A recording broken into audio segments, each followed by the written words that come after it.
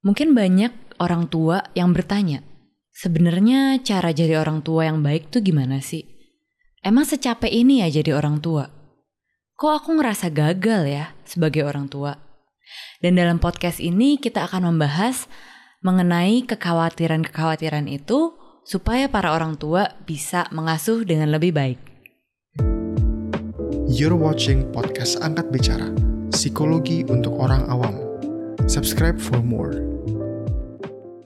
Mungkin aku akan mulai pembahasan ini dari sebenarnya tuh tujuan parenting yang baik seperti apa sih? Apakah ada itu parenting yang baik? Sebenarnya nggak ada yang bilang bahwa kalau orang tua yang baik tuh harus A, B, C. Nggak ada manualnya gitu. Kayak beda-beda, baiknya menurut setiap orang tua beda. Tetapi ada satu inti di mana orang tua dan anak nih harus mencapai ini, yaitu sama-sama bisa berfungsi dengan baik, sama-sama sehat gitu. Percuma kalau kita full anaknya sehat, tapi orang tuanya nggak sehat gitu kan. Gimana kita bisa parenting dengan baik gitu. Jadi kalau bisa dirangkum, menurutku tujuan parenting yang baik adalah di mana anak bisa bertumbuh bersama orang tuanya. Jadi gak cuma anak yang bertumbuh aja, tapi orang tuanya pun bertumbuh bersama anak. Kayak gitu. Kenapa? Karena gimana pun orang tua pasti belajar. Pasti akan terus belajar. Mau udah punya 2 anak pun, anak ketiga bisa beda cara mengasuhnya gitu. Jadi it's all about learning. Pasti belajar gitu. Kenapa kita perlu belajar juga bareng sama anak? Karena kalau kita juga mau nih kayak ternyata aku masih harus improve di area ini ya.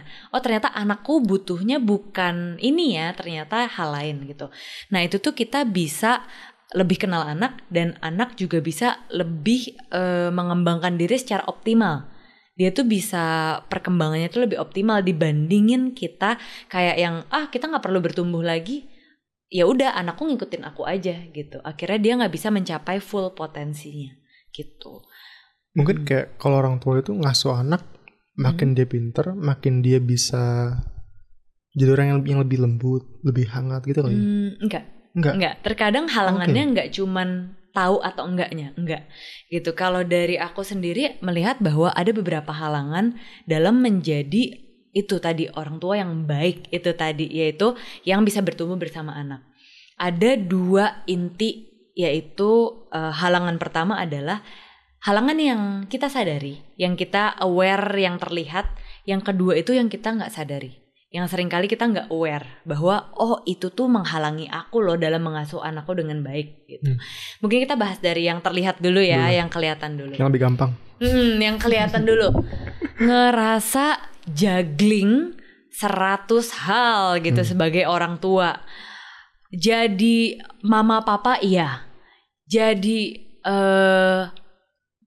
tulang punggung juga iya gitu ya, mencari uang, habis itu ngurus rumah tangga juga iya. Paling nggak harus memanage anak ini harus makan apa, kapan sekolahnya gimana gitu. Habis itu harus memanage juga diri sendiri. Aku kapan makannya, aku kapan mengurus diriku sendiri. Itu tuh kayak bayangin 24 jam tuh rasanya nggak cukup gitu. Dengan juggling seperti itu aja udah membuat kita super capek.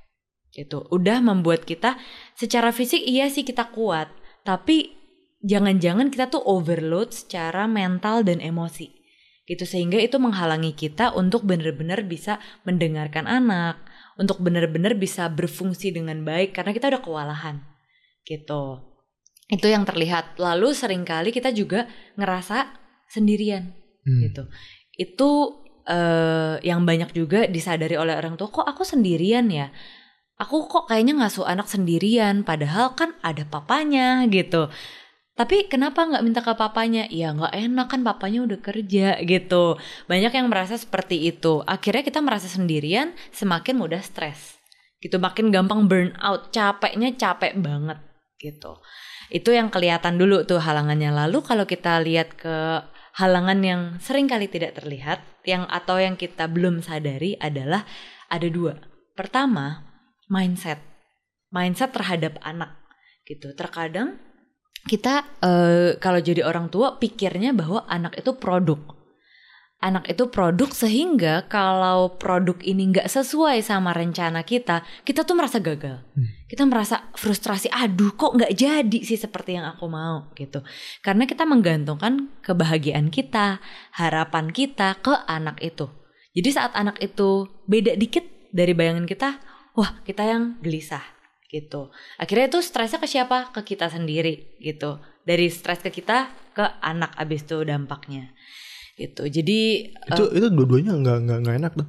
Dari orang tuanya kayak merasa bukan merasa gagal, merasa kecewa. Orang tuanya mungkin kalau dari aku sih.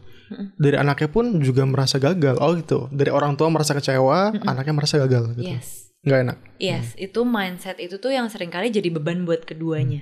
Buat orang tua maupun anak gitu. Nah terus kadang juga mindset seperti ini, aku tuh harus sempurna gitu. Aku harus kelihatan heroic. Enggak. Ini akunya apa anaknya? Akunya tuh orang tuanya ya? gitu. Seringkali mindset sebagai orang tua tuh aku gak boleh salah. Gak boleh sampai kelihatan salah. Gimana nanti anakku lihat aku gitu. Aku gak boleh nangis, aku gak boleh sedih. Akhirnya semuanya kita merasa harus sempurna dan heroic. Bayangkan beban itu di dalam diri kita nggak bisa mengekspresikan emosi, kita merasa nggak boleh salah, jadi kita selalu memikirkan semua tindakan nggak bisa luas di depan anak gitu.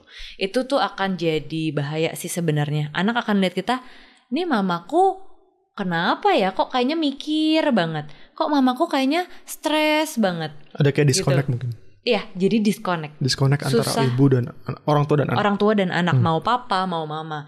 Susah koneksinya karena kayak berjarak juga. Aku harus jadi hero gitu. Sedangkan anak bukan itu yang dia butuh. Gitu. Dia butuhnya didengerin. Orang tuanya present di sana. Kalau ada figur hero, apa tuh? Yang selain hero, yang menurutmu ya orang tua gitu ya. Jadi bukan jadi hero, jadi orang tua aja. Jadi mentor bisa, jadi partner gitu. Dimana apakah mentor harus selalu benar? Enggak kok gitu. Kita bisa saling sharing gitu. Justru kalau kita terbuka bahwa, nah kalau misalnya mama terlalu marah misalnya, kamu boleh lo bilang ke mama misalnya. Nah kalau misalnya kamu merasa papa terlalu keras, boleh lo bilang ke papa gitu. Jadi kayak justru keterbukaan itu yang membuat anak tuh merasa, wow, dia panutanku. Itu keren gitu. Dia penyelamatku justru. Bukan dengan kita heroik kayak sempurna. Anak gak butuh itu. Gitu. Benar. Oke, dan berikutnya tadi itu untuk mindset ya. Lalu yang gak disadari seringkali beban masa lalu kita. Gitu. Kita setiap orang tua pasti pernah jadi anak. Pasti, itu definitely. Dan setiap orang tua kita pun, sebagai misalnya kita orang tua, kita punya orang tua, ya dia sendiri punya style parentingnya sendiri, cara mengasuhnya sendiri, dan itu gak selalu sehat. Sayang sekali, bukannya kita nyalahin orang tua kita, tapi saat orang tua kita itu punya beban tersendiri, terus kasih beban itu ke kita, bukan berarti kita harus meneruskannya ke anak. Justru kita harus aware, apa ya beban-beban orang tuaku yang membuat aku tuh sekarang jadi terluka gitu, yang membuat aku kayaknya berat gitu untuk menjalani hidup, untuk beremosi itu susah gitu. Intinya beban masa lalu. Seringkali juga masa lalu itu berupa pencapaian pribadi gitu. Kadang ada hal yang kita belum capai di masa lalu, kita bebanin ke anak gitu. Kayak, kamu harusnya tuh belajar yang benar, gak kayak mama dulu. Mama tuh dulu sekolah susah tahu, kamu sekarang dikasih sekolah yang gampang. Jadi kita tuh memberikan ekspektasi itu ke anak gitu. Balik lagi, anak tuh harus sesuai produk itu gitu. Tapi kita kadang gak sadar itu, bahwa misalnya nih, kita sebel banget lihat anak tuh malas belajar, padahal bisa jadi dia emang lagi capek atau apa. Tapi kita tuh semarah itu. Perlu kita jangan-jangan tanya ke diri kita, tunggu, aku tuh ada beban apa ya? Apakah dulu jangan-jangan aku ya karena di masa yang sulit, susah sekolah, jadi saat lihat anak aku sekolah tapi malas-malasan tuh jadi marahnya luar biasa gitu. Itu kita perlu tanya ke diri kita. Beban itu pencapaian pribadi yang belum tercapai. Terus bisa juga ada luka. Balik lagi tadi, orang tua kita bisa jadi pernah tanpa sengaja melukai kita gitu. Dan saat luka itu gak kita proses, yang tersisa adalah emosi negatif dalam diri kita. Misalnya kita marah banget ke orang tua kita dulu gitu ya.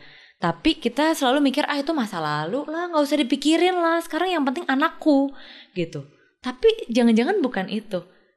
Kita tuh tetap membawa luka itu. Masa lalu itu tuh mempengaruhi cara kita berperilaku sekarang kan. Betul banget gitu. Jadi saat kita gak mengolah itu ya kita akan terus membawa itu kemana-mana. Dan sedihnya kita suka meneruskan itu ke anak. Saat anak kita salah sedikit, kita tahu nih harusnya kita tuh gak perlu marah sebesar ini. Tapi nyatanya kita marah sebesar ini. Dari mana kemarahan itu? Iya betul. Jangan-jangan pas kita tanya, jangan-jangan itu dari luka masa kecilku gitu. Luka dari orang tuaku, sakit hati yang belum terolah. Oh iya, itu kalau itu aku bisa relate banget sih. Gitu. Bukan sama orang tua tapi anyway ya. Itu benar banget sih. Jadi kayak harusnya marah itu progresif kan. Kayak 0 ke 100, 0 ke 10 gitu. Bukan 80 ke 100 gitu. Marah yang wajar lah, sesuai sama kesalahannya. Gitu. Itu juga benar. Mungkin perlu digarisbawain bahwa bukan yang salah itu bukan pengen anak mau belajar. Bukan itu yang salah. Melainkan cara untuk mengarahkan dia untuk belajarnya. Itu yang salah. Karena kalau caranya salah, cara ngarahinnya salah, ntar ujung-ujungnya dia juga gak mau belajar dan dia benci lu. Itu kan malah jadi terluka gitu. Kayak malah jadi aduh udahlah. Dia terluka, semuanya terluka pretty much. Yes, gitu. Makin frustrasi lagi orang tuanya. Inilah pentingnya kayak benerin mindset ya. Karena kalau mindset dia benerin, aku gak suka sih sama kata itu. Kayak mindset whatever kayak tapi ini gini deh, ini konkret sih. Ini konkret gitu. Dan kalau mindset ini dibenerin, maka harusnya cara kita bersikap juga antara ujung-ujungnya benar. Kayak tahu frame of thinking yang benar. Kan? Cara memandang perilaku anak tuh juga beda. Itu yang tadinya anak malas belajar, kita bisa lihat tunggu. Ini aku lagi membentuk si anak sehingga dia jadi pintar, atau sebenarnya emang aku tuh mau fokus dia tuh belajar supaya dia tuh tahu kemampuan dia apa. Gitu, karena kita nggak lihat lagi dia sebagai produk yang harus kita bentuk gitu, tapi harus justru kita tanya, kamu kenapa, kamu butuhnya apa, kamu sukanya apa, gitu. Jadi akan berbeda juga kamu ya, kita. Kamu sukanya apa ya, bukan aku sukanya apa. Iya, kalau aku merasa anakku harus gini, itu kan dari kita. Aku sukanya gitu. Anakku jadi ranking whatever gitu. Yes, itu berbeda banget mindset. Jadi tadi mindset dan beban masa lalu. Itu yang terkadang perlu kita sadarin. Bisa dengan kita ngobrol sama orang, bisa dengan kita counseling gitu. Itu tuh perlu kita explore supaya kita tuh juga gak gampang frustrasi. Seringkali sebagai orang tua, kita itu kayak ngerasa bahwa aku tuh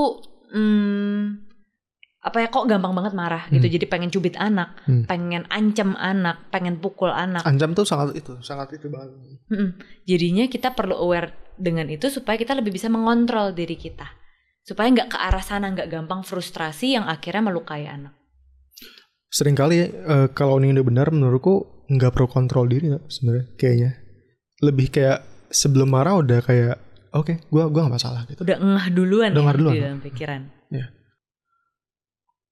Oke, jadi tadi kan kita udah bahas nih tentang apa definisi orang tua yang baik, anak yang baik gitu kan. Tujuan dari parenting. Dan juga hambatan-hambatan yang menghalangi itu. Baik yang kelihatan, yang jelas gitu, maupun yang juga nggak kelihatan. Tapi mungkin arguably yang nggak kelihatan ini, yang mindset ini, itu justru lebih penting gitu kan. Karena ini mempengaruhi yang dasar banget, yang dalam banget, tapi sangat perilaku kita, impactful banget. Dan kayak ini kalau diubah gitu bisa impact semuanya lebih baik gitu. Jadi penting banget, mantap. Nah, langkah-langkah kedepannya gimana tuh untuk bisa mengatasi, dilompatin hambatan-hambatan ini? Gimana tuh Jo? Oke. Ada 3 yang bisa diingat, yaitu merawat diri, empati, refleksi. Gitu. Merawat diri. Kenapa sih kita harus merawat diri? Yang pasti untuk jadi orang tua yang sehat. Karena orang tua yang sehat baru bisa menghasilkan anak yang sehat. Kayak gitu. Kalau orang tua yang tensinya tinggi, ya anak akan ikutan. Kayak gitu. Intinya kenapa kita harus sehat? Merawat dirinya tuh seperti apa? Fisik, ya itu kita udah tahu ya. Mungkin self care fisik, harus tetap makan dengan baik gitu. Tetapi jangan lupa juga kita tuh perlu cari tahu nih cara untuk memanage diri kita sendiri.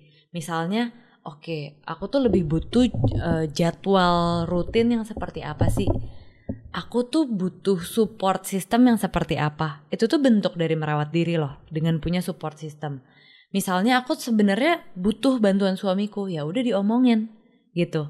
Dengan cara yang baik toh kita omonginnya gitu. Abis itu misalnya aku tuh nggak tahu cara coping sama stres aku, cara mengatasi stres aku gimana. Kita bisa coba latihan-latihan kecil, misalnya dengan setiap kali kita udah mulai tinggi emosinya, kita bisa tuh mulai latihan nafas kayak gitu untuk lebih mengatur diri kita. Latihan nafas yang dilakukan secara rutin tuh impactnya besar loh gitu. Abis itu dengan kita cari tahu, oke, aku tuh penyaluran emosinya seperti apa sih yang tepat gitu.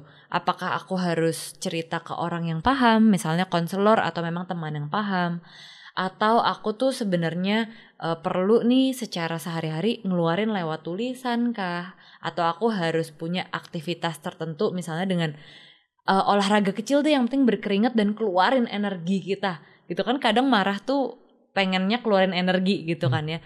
Kita misalnya punya olahraga tertentu singkat aja, nggak perlu mikir yang besar-besar atau yang kompleks atau yang lama gitu, enggak. Dengan latihan nafas misalnya itu udah bisa jadi coping kita dalam merawat diri kita. Karena kan balik lagi parenting gak bisa cuti gitu ya. Gak bisa aku gak mau seminggu ini gak mau ngurus anakku, gak bisa gitu loh. Jadi kita juga harus cari cara merawat diri yang sustainable, yang bisa dalam jangka panjang bisa kita lakukan secara rutin juga. Kayak gitu. Itu satu, merawat diri. Kemudian berikutnya empati gitu. Terkadang kita mikir, aduh ini nih anakku kok gak mau dengerin ya, harus cara apa lagi, apa sih yang dia mau gitu. Langsung rasanya tuh tanduk udah mau keluar gitu.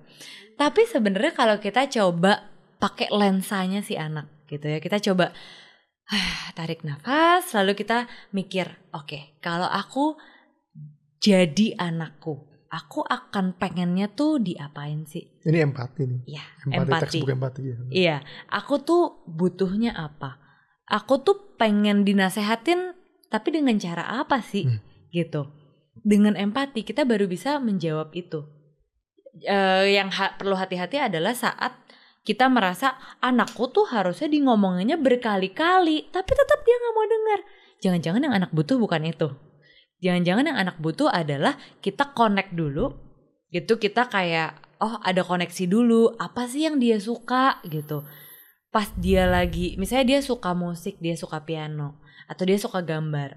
Pas dia lagi gambar, kita boleh kayak ada di sampingnya, kayak kasih tahu, gambar kamu bagus loh gitu.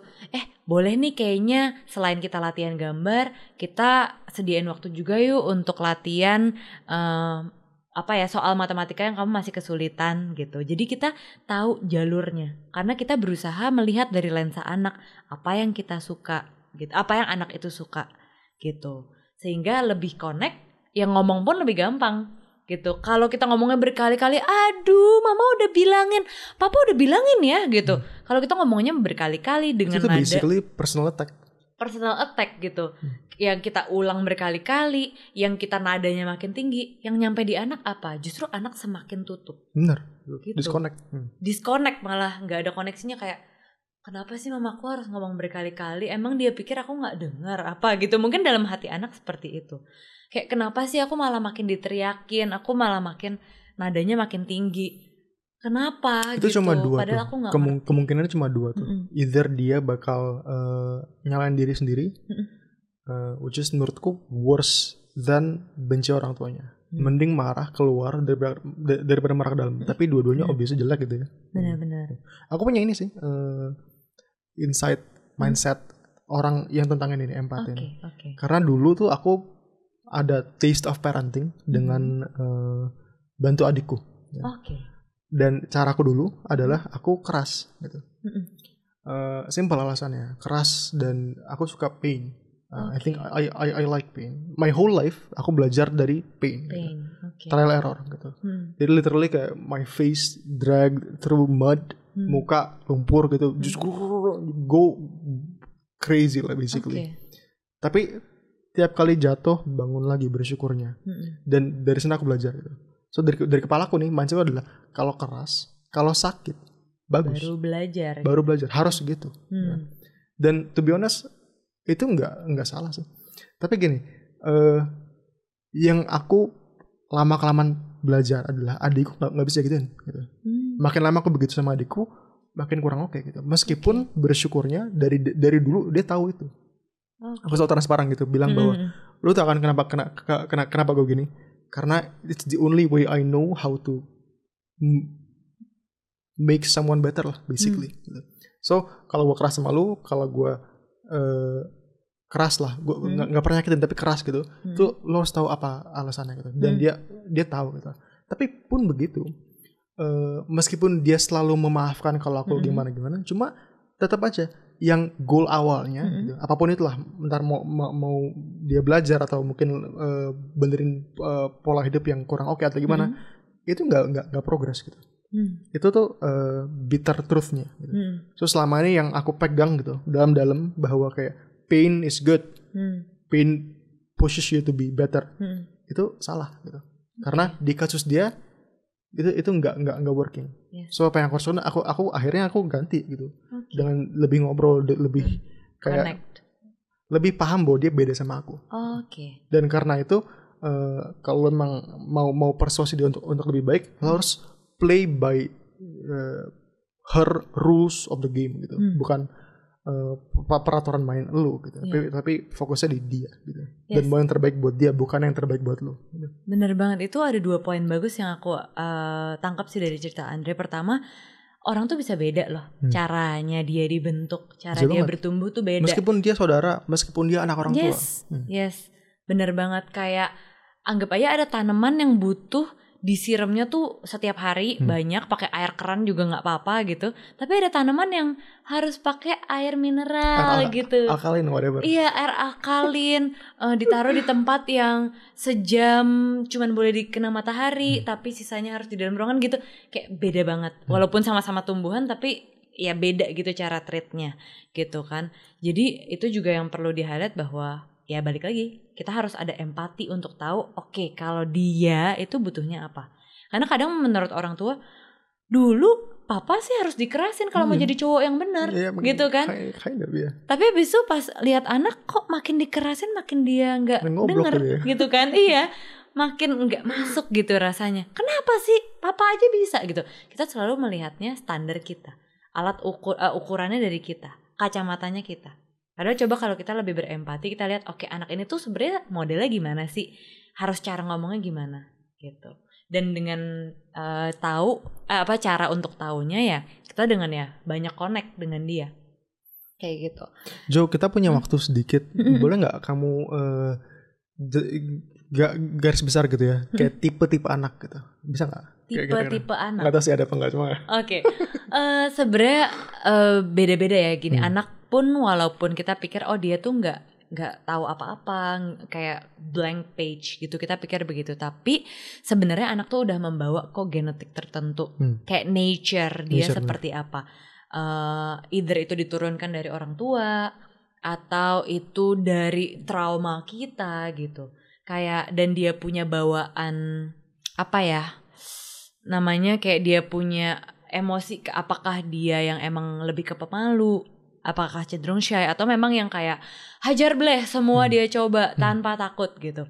Itu kayak basic bibit-bibit personality-nya tuh udah ada. Bibit personality gitu. Tapi kalau ngomong jenisnya ya sebanyak itu personality ya sebanyak itu juga jenis anak gitu. Tapi kalau kita boleh bagi ya menurut teori tuh ada yang anak yang emang slow to warm up, yang emang butuh, bukannya dia nggak bisa bersosialisasi atau nggak bisa connect sama orang, tapi dia butuh pendekatan dulu yang lama, slow to warm up, baru connect gitu. Ada juga yang benar-benar tertutup gitu, ada anak yang benar-benar tertutup, ada juga anak yang benar-benar terbuka aja gitu, kayak anti uncle langsung dia kayak fearless itu gitu. Jadi biasa sih ketiga itu sih pembagiannya. Tapi kalau dibilang jenis-jenis, wah itu endless possibilities. Berarti ya berapa 7 miliar ya. Jadi ya apa ya, mungkin nggak bisa ambil jalan sih gitu. Jadi harus memang telaten aja gitu. Ke anak lu gimana, dipikirin kalau mau dikasih nomenklatur, whatever, klasifikasi, coba itu aja. Personality kayak kalau aku sukanya Big Five kan. Tinggi nggak di extroversion, tinggi nggak di openness, conscientiousness. Itu agak literatur, cuma itu menurutku semua orang harus tahu sih sebenarnya. Dan untuk mendapatkan itu kita perlu banget empati untuk tahu anak ini gimana. Kan nggak mungkin anak ini kita kasih kuesioner gitu kan, enggak. Oh iya benar. Tapi kalau kita kan mungkin udah gede, aku tuh lebih ekstrovert atau introvert sih. Bener. Aku tuh lebih open atau memang lebih ya tertutup orangnya sama pengalaman baru. Itu kalau anak cara taunya gimana? Ya dengan empati. Jadi empati ini guna banget ya, guna banget.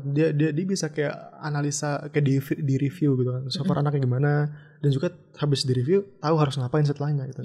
Penting banget sih. Kita nggak pakai mindset mereka, kita udah pakai lensa dia gitu. Tapi dengan pengetahuan kita bahwa dia butuhnya ini, tapi itu nggak bagus loh untuk jangka ke depannya gitu. Lalu berikutnya yang terakhir sih, ini tadi kan ada merawat diri, empati, ada refleksi. Gitu. Refleksi itu tadi untuk menjawab hal-hal yang masih under the surface, yang kita belum sadar terkadang. Apa sih trauma masa laluku? Apa sih hal yang men-trigger aku? Gitu, misalnya tadi sesimpel anaknya cuma susah makan, tapi tuh aku frustrasinya merasa gagalnya luar biasa gitu. Nah itu yang perlu kita tanya, dibanding tanya kamu tuh kenapa sih gak mau makan? Kamu tuh kenapa sih gak mau belajar? Coba tanya ke diri sendiri juga gitu. Oke, kenapa sih aku seterganggu ini? Gitu, coba reflect on ourselves. Apa trauma masa kecil kita? Apa emosi terpendam yang kita memilih untuk mengabaikan dibanding kita proses? Gitu. Karena kan bahayanya ada kemarahan nih misalnya yang gak terproses. Ya kita salurkannya ke anak. Gitu, seperti tadi. Mau marah segini tapi kok keluar segini? Gitu. Fair gak tuh? Gak fair lah untuk anak. Itu hurtful. Karena anak pikir, aku misalnya ada loh anak yang dia keluar rumah karena dia pikir dia mau explore, depan rumahnya ada apa sih, ada tukang es krim, ada tukang sampah di jalan gitu. Dia mau explore itu, tapi karena orang tuanya pikir gak boleh, jadi saat dia balik ke rumah ditamparin anaknya. Anak umur 5 tahun, 7 tahun gitu, dia gak ngerti apa-apa, dan dia akhirnya bingung, aku kenapa?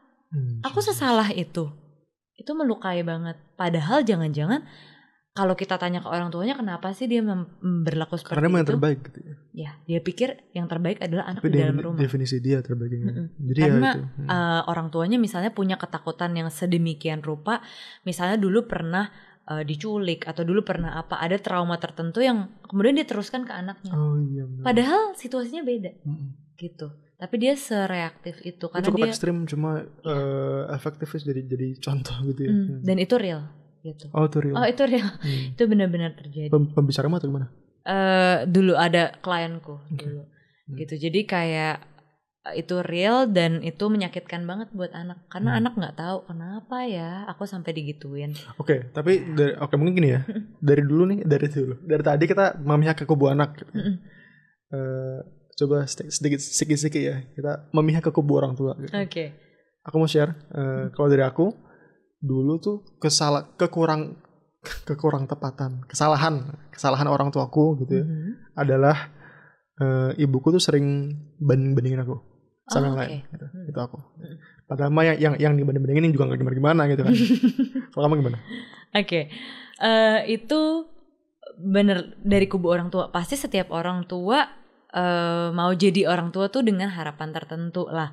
Nggak ada orang tua yang mau anaknya gagal, gitulah ya. Pasti semua orang tua mau anaknya berhasil, gitu. Tapi kan ya balik lagi definisi berhasil beda ya buat setiap anak. Oh sorry Jo, maksudku kayak aku mau share ini, maksudnya kayak mau bilang ke orang tua yang dengar gitu bahwa ini tuh wajar gitu. Like semua orang juga pasti pernah ngalamin gitu kan, kayak orang tua begini. Jadi ya memang wajar gitu, makanya kayak dimaklumin aja gitu. Kamu pernah gak gitu orang tua? Pernah sih gitu, kayak tapi butuh tahap pemahaman tertentu baru kita tahu bahwa ya udah emang orang tuaku begitu, gitu. Tapi itu tahap pemahaman tertentu loh. Saat kita kecil kita tuh kapasitas otak kita belum bisa. Nggak bisa, bener. Gitu. Jadi itu yang berbahaya, yang terkadang lukanya udah terjadi duluan. Berbahaya, betul.